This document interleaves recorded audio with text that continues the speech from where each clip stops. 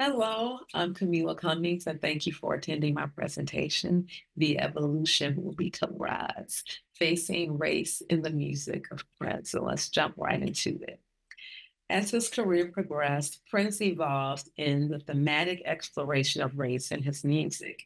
To the consternation of some of his fans, Prince's expression of racial themes became more complex, nuanced, and explicit. So I want to ground this presentation in the fact that Prince was a Black man, full stop. He was a Black man who played Black music, another full stop. Beyond the myopia of what something constitutes Black music, Prince understood and glorified in playing the full spectrum of our music, from funk to soul, jazz, blues, gospel, rock, dance, and even rap. But Black music isn't just about the groove or harmonies, it's also thematic, with that theme being rooted in the ongoing struggle to reclaim our humanity. As McClendon tells us, at the vanguard of the Black struggle was found the Black musician. Black music is an amalgam of Black life. Much of Black music is uniquely situational, uncannily prophetic, painfully personal, and shockingly intimate. The communication quotient of Black music to receptive audiences, that's a major point with Prince, to receptive audiences defies explanation. It's important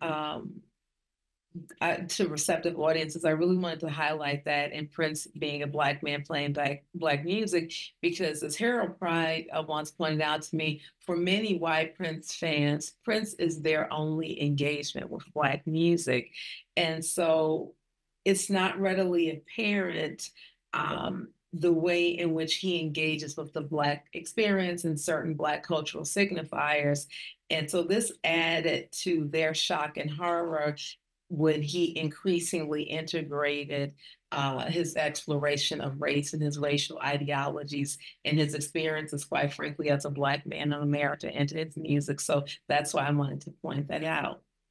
So what I'm using to ground my presentation is Dr. Cedric Burrows' book, Rhetorical Crossover, The Black Presence in White Culture. I'm using it because it provides a framework for analyzing the stages of crossover in Prince's career. I'm not going to focus so much on the first three stages because I think my previous work and the work of so many brilliant Prince scholars has already kind of documented Prince moving through the stages of being a Black artist into wanting to expand his audience to get some of that Duran Duran money, as he famously said, and then actually achieving that crossover. So that's not anything I'm going to spend a lot of time on in this presentation. What I really want to get into is this stage four, because at stage four, what we're really looking at is where I feel Prince is with the Come album. He is at this fourth stage in his career. And so when I think about Come, I really think about endings. The end of Prince's relationship with Warner Brothers in that particular iteration, the end of the mainstream kind of crossover iteration of his identity, and my focus for this presentation in particular, the end of his ambiguity with regard to race. And so at this stage of his career, he just got tired of playing the game, quite frankly, and decided to let it go. So as we look at stage four, the subject begins to question the image that made them popular with mainstream audiences. And you see Prince beginning to kind of recoil. He's been doing it for a few years at this point. He dipped his toe back in with Diamonds and Pearls, but now he's kind of moving away from that, and it has to do with things that are going on professionally, personally, and creatively. At this stage, because the mainstream audience has only accepted the subject on their own terms, the subject is not fully valued as a person. And so as he's becoming more painfully personal with his subject matter, this is rubbing some fans the wrong way. Faced with these situations, the marginalized may become militant and decide to reclaim their rhetoric and present it on their own terms, as we see Prince do. So this brings me to the song Race on the Come album. And I have to be frank in saying that Race has long been my least favorite song on this album, precisely because of its lyrics. When it was released, it seemed so out of step to me with Prince's ideological evolution and really out of step with the times in terms of Black people in the Second Awakening with regard to race at this time following the Rodney King beating and Crown Heights and the LA uprisings after the verdict with Rodney King. So this whole idea of the kind of colorblind dreamer rhetoric just seemed so geared towards the mainstream and crossover and appeasing white audiences. So now later learning that it was written in the Diamonds and Pearls era, which was a final big push toward one more run of commercial crossover success, it makes more sense to me. Also, viewing it within the context, as I said, of an ending, it makes perfect sense. It marks the end of Prince espousing these kind of oblique escapist references to race that again put white people at ease. So on the Come album, this song makes sense to me. The lyrics represent a utopian view that adopts the colorblind ideology of the 80s and early 90s, focusing more on individual prejudice than systematic racism and injustice. This line about being down with history and history dividing people and not wanting to know why people in the past hated each other and wanting to believe that they didn't. Um, it's really kind of reminiscent of these recent attempts to ban critical race theory and to restrict curriculum in schools for fear of dividing an already divided nation and sparking feelings of white guilt, and also, you know, in many ways bolstering arguments for reparations. So these innocuous lyrics allow white people to not think about the inequities from which they continue to benefit. However, as we look at We March, released the very next year, Prince, remember, wanted to release them on the same day as a kind of that was then, this is now scenario.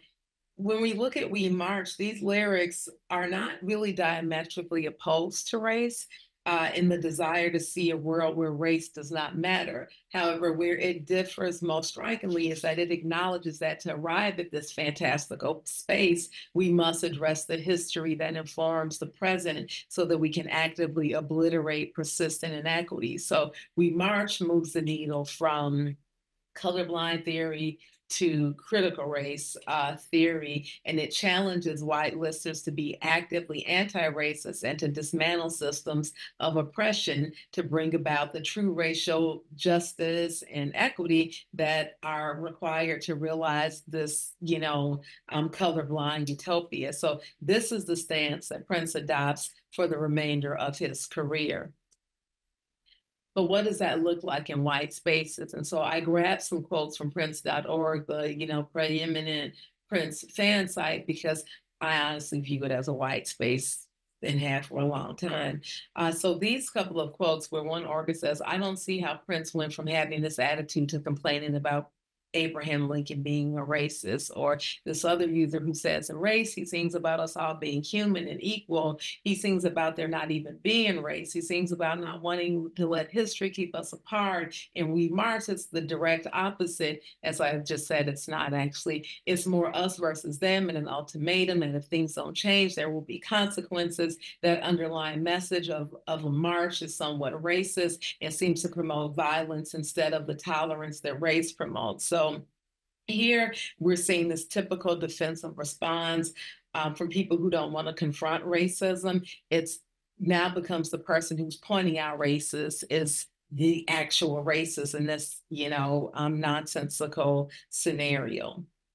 But I want to talk about race in Prince's music because race has been present in Prince's music. So from 1980 with the Dirty Mind album to 1994, Prince has made references to race. And so I have a list of some of these songs here. I highlighted race here because after this song is written, not released, but after it's written, the tide starts to shift, and we see Prince starting to address issues of race more directly in his music. music that he's writing, but that other people, not Prince, is performing. So Prince is not performing, this other people are. Well, when we look at these lyrics, what we see is that they chiefly embody, as I said, the colorblind ideology of the 80s, and many white people embrace this approach to race because it lets them off the hook, quite frankly. They relate to this message because they don't see themselves as racist. They're not, actively discriminating against Black people. So this diluted treatment allows white listeners to take this kind of, oh, it's them, not me attitude, and that's safe. It doesn't disturb their groove. I do want to point out, though, in the rhetorical space that in these songs, in a lot of these songs, Prince uses the rhetorical device of indirection to say things in ways that aren't disarming, but that are understood by those who know what he's talking about. So even in these songs, Prince is in conversation with his home community, and it's an example of his understanding of Black cultural literacies. So when we talk about this Black discourse in white spaces, I think about something C. Lee said, the great C. Lee McKinnon said at the Rainbow Children Symposium when he said, if the Rainbow Children shocked you, you weren't paying attention. So, like I said, the tide shifts after the song Race on the Come album, and we see We March on the next album, and we see the steady progression of Prince being more direct in his exploration of race. If we look at some interviews that he gave during that time in 1996, he said, the people who are supposed to understand do understand. Again, that's him in conversation with his home community, the Black community, and those white allies who understand the situation and what it will take to change it.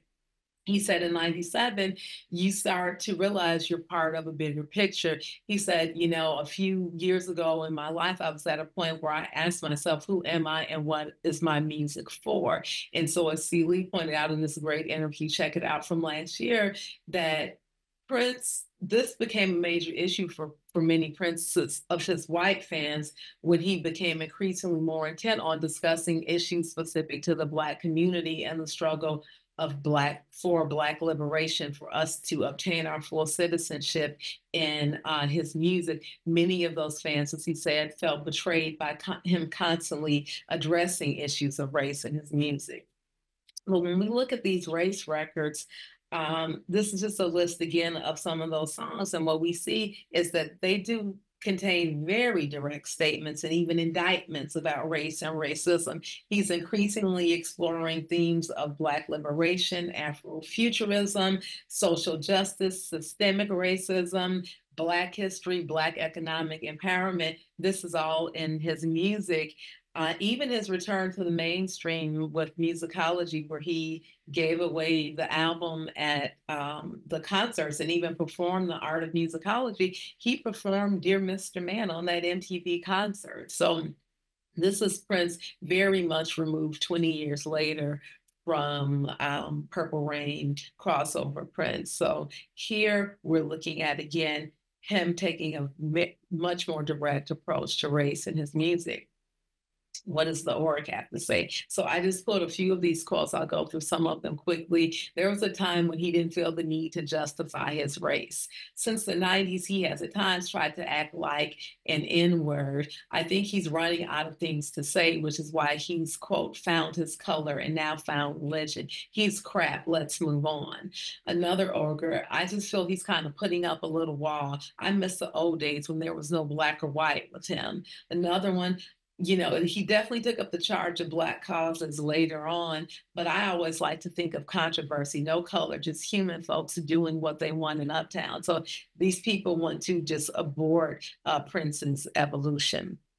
This one stood out because, again, it kind of encapsulates a lot of the thinking of people who are put off by Prince's centering Blackness in his music. This person said many of his pre-JW, pre-Larry Graham, because it was all Larry's fault, that those records had a healthy and positive outlook towards racial integration.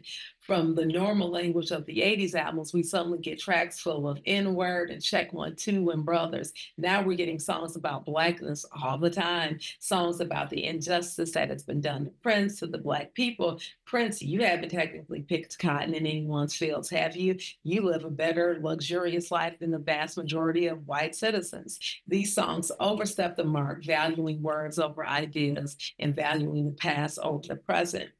What's so interesting about this is here you have someone who is totally blind to the fact, unwilling to acknowledge the fact that Prince didn't need to pick cotton. He's let you know for years at this point that he is the linkage connected to an ongoing space of exploitation, racial inequity, and oppression. And whatever life he lives, he's earned it, quite frankly. So again, when we look at this, what's important about these comments is that coming from the preeminent Prince fan side is that these fans are comfortable with the concept of Prince as a rude boy radical when it comes to sex and gender, sexuality, and even war. However, they are less willing to accept that same radicalism when it comes to Black liberation. And this affects their engagement with his music. It's what leads many of them to claim there was, quote, nothing good in the 90s. And this symposium has demonstrated with Come that that's absolute nonsense. But to me, what this really causes white fans in particular to do is question, why is this your response to Blackness? And why do Black people need to be absent from their art for you to enjoy it? That stuff written on his face. This quote, it's been with me since 2016 when my sister and I were at Paisley Park after the tribute concert, and a white woman we were talking to was like, "Well, I didn't really pay attention to him after when he had that stuff on his face," and this stood out because when Prince went through this iconic era, it endeared him to Black people because we knew what he was fighting for. But I pulled this quote from the Black Star interview in 1981 because a lot of people seem to think that Prince just woke up Black, one day when his sales were dropping and he wanted to get out of his contract. But even back in 1981, he connected himself to the history, the legacy of slavery. Family name 20 years later didn't come from nowhere. Here in 81, he said he didn't like his last name. He didn't use it because it didn't belong to him. He said it's a slave name. It's something that he didn't have any control over. So he liked the name his parents gave him. So when he in 96 is talking about giving up his name to emancipate himself and linking his struggle to the ongoing struggle of exploitation that Black people have experienced in America, this is nothing new for Prince. It's not a gimmick, it's not a trend, it's the reality, and it's the place he stayed for the remainder of his career. So talking about the remainder of his career, looking at stage 5, this is where the legacy work begins. And this is why this is important to me, because as Burrows says, in stage 5, the images or ideas are construed through various narratives. White culture mainly remembers the crossover years when the subject was visible in the mainstream, while African American culture remembers the subject mainly from their years in the home community. For Prince, he never left the home community. He wasn't Lionel Richie or Tina Turner or Diana Ross. He never cleaved those Black roots. So we had the whole gamut of his career to look at. But what happens when the dominant culture, this Black rhetoric in white spaces, it leads the mainstream to white script the discourse, to whitescape visuals associated with the subject, and to white-splain the subject. So there's this narrative being written that removes any aspects of race and racism from their work. So here we get people who don't know Prince was political. Again, my sister and I were coming back from the Manchester Purple Rain Conference, and my sister was talking with a white guy about Prince's politics, and it was a revelation to him. He said Prince was political. So again, what Mary Ellison said back in '89, people are more aware of songs that deal with romance and ignore this body of work of Black music that concentrates on freedom and human rights and political possibilities and equality. As again, C. Lee says, race disallows large numbers of whites to accept Black music on a cultural and intellectual level. They want the music devoid of any socio-political content. So when we're looking at this, this engaging in Blackness in this way, it upsets the fantasy. For a lot of white people, Prince's political songs that center Blackness are not popular because they upset the mythology of merit and hard work being the antidote to disparities that Black people continue to experience. And so here we're looking at Prince disrupting the delusion, and people can't handle it.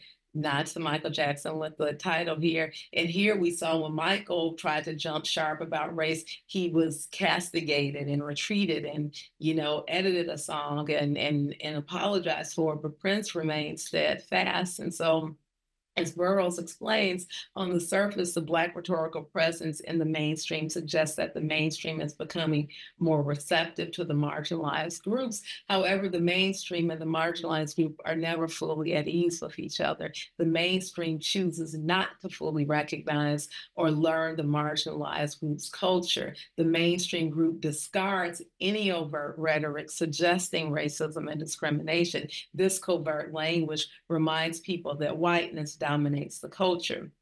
And so I bring this up because this is also the 40th anniversary of Bob Marley's Legend album being released. And the former president of Island Records has admitted that his goal was to cross Bob Marley over to the mainstream white audience after his passing. And he deliberately packaged Legend to do that. So he scrubbed any talk of messages of Black sovereignty and unity and Pan-Africanism and liberation, and even physically with the image he tried to present Bob as less threatening and less menacing with a close-up to not show his full dreads. And so we get the space where Bob Marley's message has been removed from his music.